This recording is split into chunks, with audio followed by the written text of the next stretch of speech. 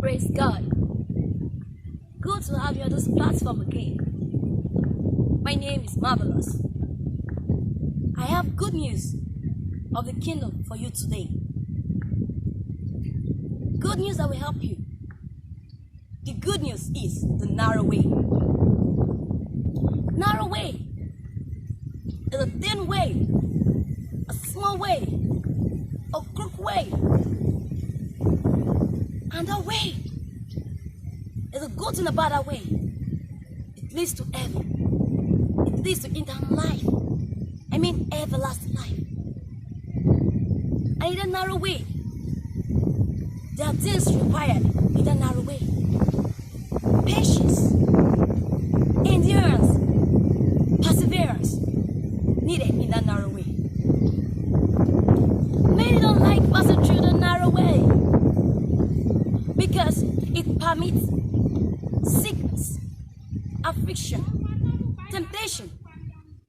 They don't pass through it because they can't endure. They're not patient enough. They can't overcome temptations when it comes to them. They prefer passing through the wide way because in that narrow way, sin is not allowed there. Sin like abortion, adultery, fornication, cheating, stealing, lying is not allowed in that narrow way. It's not allowed in a narrow way.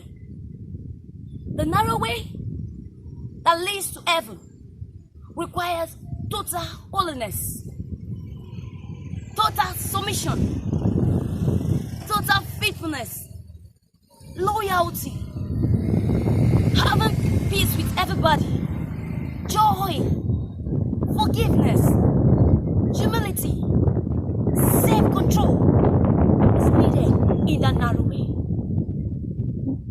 But the broad way, many don't pass through it. Many pass through the broad way because the narrow way seems to be very hard for them to pass through. The broad way permits us to sin, permits sins. Let me take you to the scriptures. In Matthew 7, verse 13. He said, go into the narrow gate, because the gate to hell is wide, and the road that leads to it is easy, and there are many who travel it. Many travel it because they can't endure. Many travel it because they are not patient enough.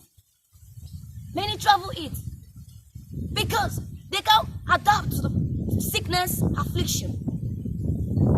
14 says, but the gate to life is narrow, and the way that leads to it is hard. And there are few who travel that way. Because only few are ready to be patient, endure, pass through sickness, affliction, temptation. Only few. In case you don't know, that is only that narrow way that leads to heaven. Only that narrow way, through the narrow way, that makes you gain eternal life. Let me take to the scripture.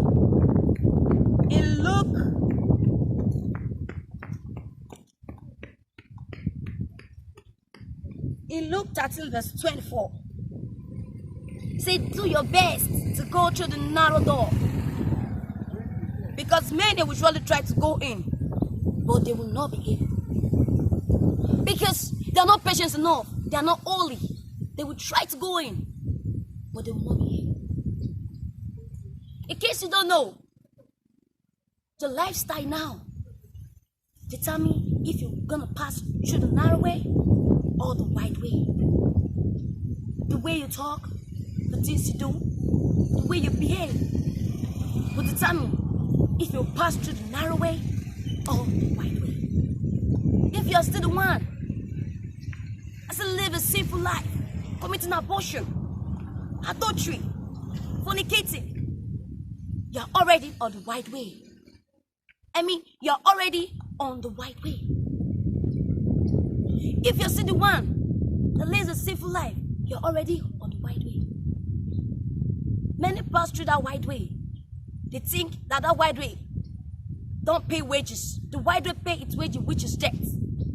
I mean, eternal death forever. In Proverbs 14 verse 12, he said, "A way may seem right to a man, but the end thereof is destruction." There is a place called heaven, and the way that leads to it is narrow, which is also Jesus Christ. But in John 14 verse 6, Jesus said, "He is the way, the truth, and the life. No one goes to the Father except through me." I mean, He is the way. He is the narrow way. The narrow way to heaven, He is the narrow way. And also, there is a place called hell, and the way that leads to it is wide, which is also sin. So therefore, I would like you to think about the way you pass, the way